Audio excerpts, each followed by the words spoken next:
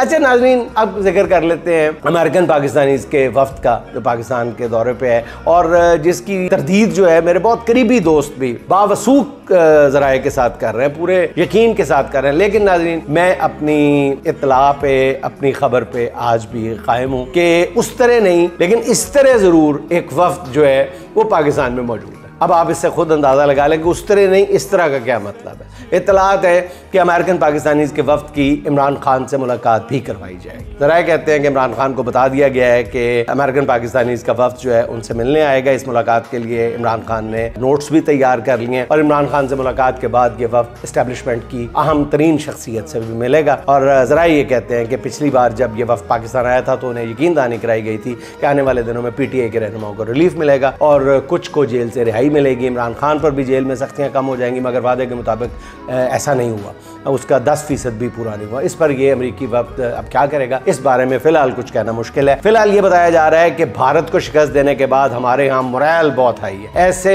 सियासत के rules of game इसलिए असर-ए-नौ मुरतब किए जा रहे हैं। अब ज़राए का ये कहना है कि गुज़िश्ता रोज अलीमा खान साहिबा की तरफ से ये कहना कि हमारे साथ बैठकर बात करें, अमेरिकी वफ्द इसी बात को आगे बढ़ाएगा।